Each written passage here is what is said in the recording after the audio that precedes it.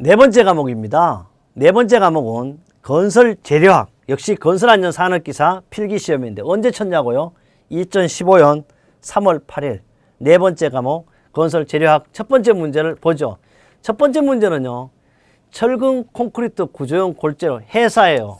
바닷모래를 사용할 때 우선 조치할 사항은 바닷물을 어떻게 해요? 물에 씻어야 돼. 가장 목적은 볼 필요 없어.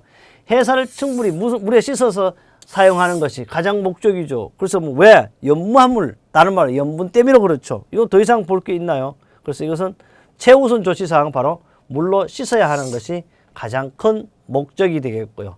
그래서 골재 절건 중량의 0.02% 이하가 되고요. 염분은 염화나트륨 한 사람은 0.04%에 해당되고 있습니다. 62번입니다. 시멘트예요. 수화작용이에요. 수화작용은 다른 말로 시멘트의 뭐가 수화, 물이에요. 물의 속도에 반응 속도 영향을 주는 가장 거리가 먼 것은 건데 이거는 수화작용은 화학 성분이라든지 분말 동원인데 골재의 강도는 뭐예요? 골재는 자갈이냐 세멘트냐 말하는 거기에 골재는 자갈이냐 모래를 말하는데 거기에 영향은 수화작용하고 전혀 관계없습니다. 답은 몇 번? 바로 2번이 틀렸어요.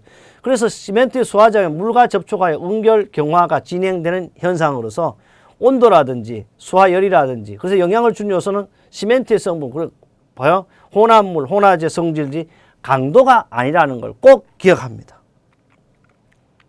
3번이 63번입니다. 강남, 남석 또는 섬도감에 변질된 거. 답이 보여요. 색조는 암록색 밭에 흑백색 아름다운 무늬가 있고 경질이 엄청 단단하거나 풍화성이 있어 외벽보다는 실내 장식용으로 사용되는 것은 잘못하면 이거 대리석 하면 조지는 거. 이거는 바로 뭐야? 강남섬이라든지 섬노감은 바로 사문암에 해당되죠. 이거는 흑농색의 치밀한 하강성이 감남성이 포함돼 철분이 변질됐대요. 흑녹색의 젓갈색 무늬를 가진 거예요. 그리고 우리가 금속이 들어가면 무조건 젓갈색이 나오는 거예요. 그래서 탄소가 들어가거든. 그거는 이제 뭐하고 물과 접촉되니까 변색되는 거예요. 그래서 대리석 대용으로 이용되기도 하지만 여기서는 반드시 사문암의 설명을 지금 하고 있습니다. 64번입니다. 보여요, 답이. 재료 중 비강도가 가장 높은, 비강도는 뭐예요?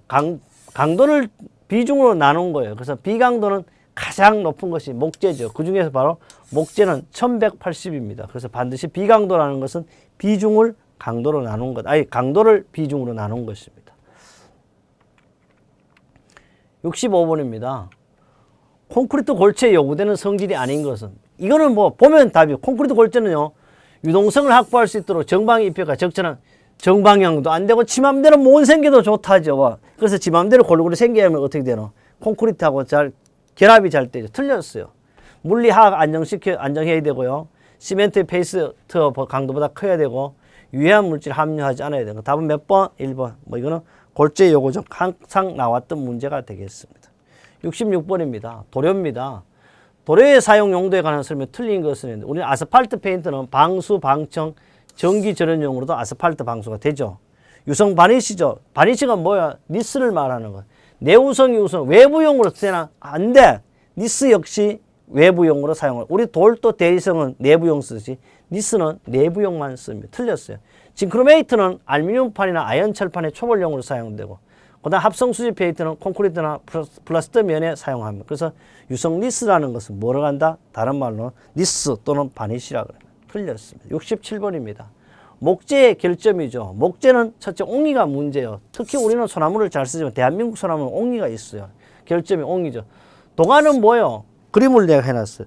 도관은요, 물 타고 간 도관이라는 게 있잖아요. 이게 바로 뭐예요? 도관은 하렵수에만 있고 하렵수에만 있는 것으로 줄기 방향을 배치돼 주로 양분과 어떻게 수분의 통로를 가지고 우리는 도관이라고 합니다. 껍질, 박이, 지선 이런 걸 모두가 어떻게 목재의 결함이에요. 그러나 여기에서 나타내는 도관은 하렵수만 있는 영양분 공급 통로, 사람 같으면 혈액 핏줄 같은 걸 말하고 있습니다. 68번입니다. 폴리에스테르 수지에 관한 설명 틀린 것은 폴리에스테르 수지는요, 특대 알킬리 수지와 불포화 에스테르 수지가 있는데 불포화 엘리스테르 수지를 가지고 우리는 FRP라고 그래요. 전기 전연성이 당연히 우수하고요. 도료, 파이프 등에 사용할 수 있고요. 건축용 판상 제품을 사용할 수 있어요. 불포화 폴리에스테르는 말이 안 되잖아. 열을 가하면은 단단하기 때문에 뭘 해야 돼? 안전모로도 쓸 수 있어요. 답은 열경화성이죠. 틀렸습니다. 답은. 이렇게 쉽게 알 수 있습니다. 69번요. 대기 중에 이산화탄소와 반응하여 경화하는 기경성이라는 거 어떻게 해요? 공기 중에 단단해지는 수경성이란 물하고 결합해 단단해. 그럼 기경성 미장재료는 그런데 바로 대표 답이 나왔네. 돌로마이트 플라스트가 바로 기경성 미장재료가 되겠죠. 여기 했어요. 기경성 재료라는 건 소석해 돌로마이트 플라스트, 진흙, 해반죽 등 공기 탄산과 반응하여 경화하는 재료인데요. 미장재료를 제가 분리해 봤습니다. 기경성에는요, 진흙질과 석회질인데 바로 기경성은 진흙, 세백흙, 해반죽, 해사벽, 돌로마이트 바로 여기 되어 있고요. 수경성은 석고질, 시멘트 모르타르, 인조석 발음 등이 돼요. 그 다음에 뭐 하학경화성이라든지 이액형 에폭시 수지가 대표적인 하학경화성이 돼요. 이렇게 여러분을 이번 시험에 합격하기 위해서 여러 방면으로 만들어 두었습니다. 70번입니다. 워커빌리티. 우리 첫 번째 나왔어요. 워커빌리티라는 거 내가 두 개, 여기 뭐야? 동사와 명사가 있다. 이게 워커빌리티라는 바로 뭘 나타내? 여기 있네. 시공 연도를 나타내는 거다.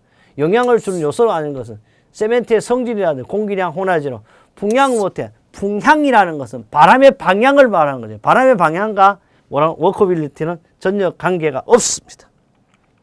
71번입니다. 콘크리트 인장 강도와 압축 강도는 인장 강도와 압축 강도 얼마? 무려 10분의 1에서 13분의 1이죠. 이거는 뭐 수없이 반복이에요. 인장 강도는 압축 강도 10분의 1, 13분의 1.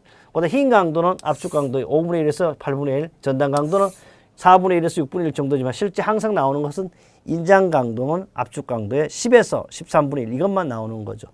그다음 뭐 지도 계수가 뭐다? 이거는 재료 압축 인장 강도 비를 말하는 거고 콘크리트 인장 압축 강도 10에서 13분의 1에 해당된다. 지도 계수는 그 다른 말로 10에서 13이라 이렇게 이야기한다.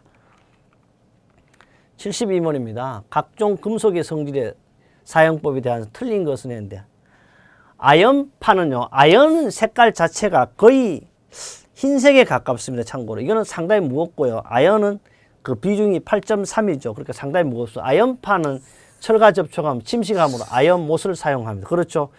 그 다음에 두 번째 동은요. 구리는 대기 중의 내구성이 암모니아는 침식되죠. 단지 동은 어떻게 염산에는 침식되지 않는다 그랬어요.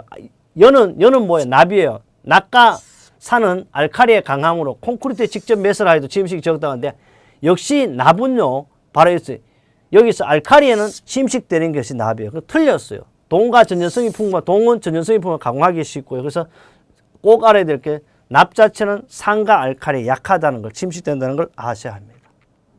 네, 72번에 했던 게 또 나온 것 같아. 72번도 뭐가 나와서 바로 납에 대해서 나왔죠. 납. 그 납에 대한 거예요. 납은요 상당히 연하고 어쨌든 방사성용으로 써요. 그럼 틀린 것은 했어. 방사선의 투과도가 낮다는 말은요 통과가 안 된다는 거. 낮다 그래서 잘 통과된다. 투과도가 높다는 것은 햇볕이 잘 들어온다 뭐 이렇게 들어가죠. 높다가 낮아 건축에서 방사선 차폐 백체 이용되죠. 그렇죠. 비중이 11.4 아주 크고 열진주 전연성이 큽니다. 셋째, 콘크리트 중에 매입할 경우 적당히 표면을 피복할 필요가 있고요. 중류수에 용해가 되지 않은 납은 중류수 용해돼 버려요. 또 인체에 엄청 무해가 아니고 유해합니다. 수도관에 사용하면 안 되죠.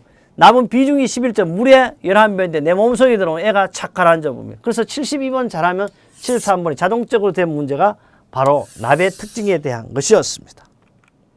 74번째 74번이죠. 접착제에 관한 설명을 틀린 것은 요소 수지 접착제는 요소와 포름알데히드를 사용하여 만들어 주로 목공용에 가장 적당하고 합니다. 그 다음 멜라민은 주로 합판이고요. 멜라민 화장판이라고 하죠. 그 다음에 나오네. 멜라민 접착 내수성이 우수하여 금속이 아니고 뭐예요? 역시 나무에 사용되는 거지. 이거는 멜라민 틀렸어요. 이거는 기사에도 2015년 3월 그대로 나왔던 거예요. 2번이 답이죠. 틀렸죠. 실리콘은 뭐라 그랬어요? 이거는 방수제예요. 내수성이 크고 전기 전원성이 우수하여 유리섬유 판 가죽에 접합하게 하지만 이 실리콘 수지는 수지의 접착력보다는 오히려 방수제로 가장 많이 쓰죠.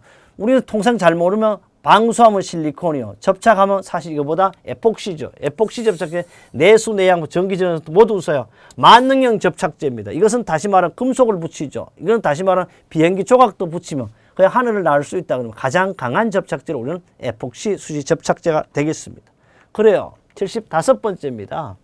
점토 제품입니다. 이거는 기사에도 2015년 3월 8일 그대로 나왔는데 점토 제품에 대한 점 틀린 것은 점토는요. 습식 제품이 건식 제품에 비해 타일의 치수 정밀도가 좋다고 여기서 이야기합니다. 모든 것은요. 점토뿐만 아니라 뭐 시멘트 제품이라 돌 제품이라든지 뭐 금속 제품 습식은 정밀도 안 돼요. 정밀하면 무조건 여러분은 건식으로 사용해야 돼요. 틀렸어요. 그래서 건식 제품이 월등히 우수합니다. 틀렸고요. 독일 제품으로 내장 타일이 있고요. 석기절 클링크 파일이 있고 외장 타일은 습식 제품. 그래서 외장은 습식 제품을 하는데 어쨌든 정밀도 하면 뭐를 해야 된다? 건식으로 해야 된다는 꼭 기억합니다. 네, 76번째네요. 플라스틱이에요. 제가 70년대 대학을 다닐 때 사실 그때 우리나라는 플라스틱이니 뭐 수준이 이렇게 했는데 그때 기억이 나네요. 플라스틱 일반적인 성질이 옳은 것은 그랬는데요. 보겠습니다. 산이나 알칼리 염류 등에 대한 저항성이 약하다 그런데 아니에요. 플라스틱은 산, 알칼리 염류 등에 저항성이 크죠. 틀렸어요. 전기 저항성이 불량하여 저런 재료를 사용할 수 없다니까 있죠. 사용할 전기 저항성이 불량한 게 좋죠. 그래서 저런 재료를 사용하고요. 틀렸네요. 내수, 내투습성이 좋잖아. 방수 피막제 사용이 가능해요. 상호한 계면 절투이 잘 되고 금속, 콘크리트, 목재, 유리 등 다른 재료에도 잘 부착되는 것이 바로 뭐요? 특징이죠. 그래서 답이 맞는 것이 4번요. 그래서 플라스틱에 대한 것은요. 우리 플라스틱과 우리 교재 내용 전체 내가 중점 학습 항목 바로 밑에 이렇게 플라스틱이 되어 있고요. 특히 플라스틱의 장단점을 제가 해놨는데요. 보충학습은 경량으로서 고강도고 우수한 가공성이 있고요. 특히 내양품성입니다. 각종 산의 알칼리 부식성 가스 등에 대하여 저항성이어서 엄청 우수합니다. 그래서 이게 바로 그 1번의 내용으로 봐죠. 단점은요. 인장 강도, 압축 강도가 적고요. 응력 강도, 소성 변형이 있다는 것이 플라스틱의 단점이 되겠습니다. 또 뭐 변형에 대한 탄성계 주의해야 되고 내열, 가열성, 평창 수축, 내구성 및 노화 현상에 대해서도 설명을 했습니다. 77번입니다. 77번은요. 콘크리트 혼화 재료 그 작용계 조합으로 틀린 것은 콘크리트는요. 염화칼슘은 응결 경화 촉진을 시키고 포졸라는 역시 뭐예요? 시공 연도를 증진시키죠. 알루미늄 분말은 가볍게 더하지만 그래서 발포 경량제. 슬래그 분말은요. 초기 강도는 감소되나 중기와 장기 강도 올라가. 슬래그 분말은 뭐예요? 바로 불 떼고 나면 검정 찌꺼기예요. 그래서 초기 강도는 낮아지고 장기 강도는 적은 슬래그 분말은 바로 이제 우리 그 노예에서 나오는 그런 게 슬래그 분말이라고 봐도 되겠습니다. 그래서 이 초기 강도는 감소되겠습니다.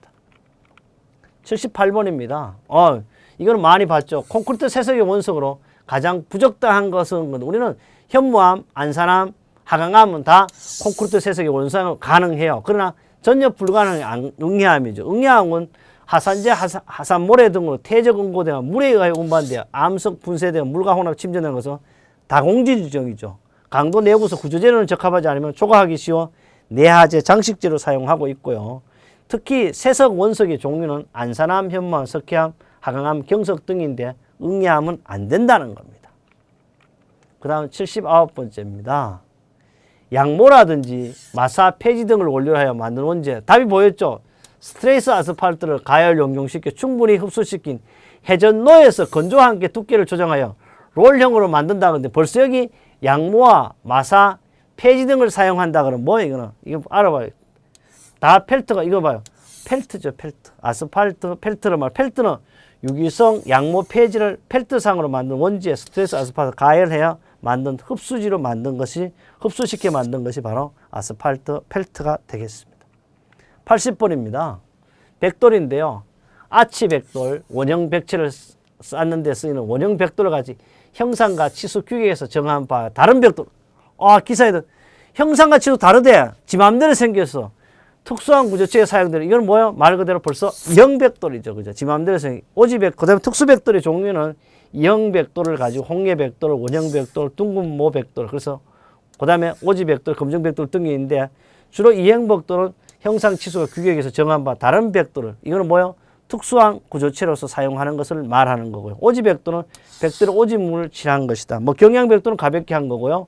내하백돌은 산성내하, 영성내하가 있고 중성내하백돌 등이 있고 가소백돌은 지나치게 가소, 높은 온도로 가열된 것을 말합니다. 우리 이렇게 했어요. 2015년 3월 8일 건설안전 산업기사 몇 번째 과목? 네 번째 과목을 했습니다. 다섯 번째 과목은 뭐다고? 바로 건설안전기술로서 여러분의 만점 합격으로 여러분과 함께 하도록 하겠습니다.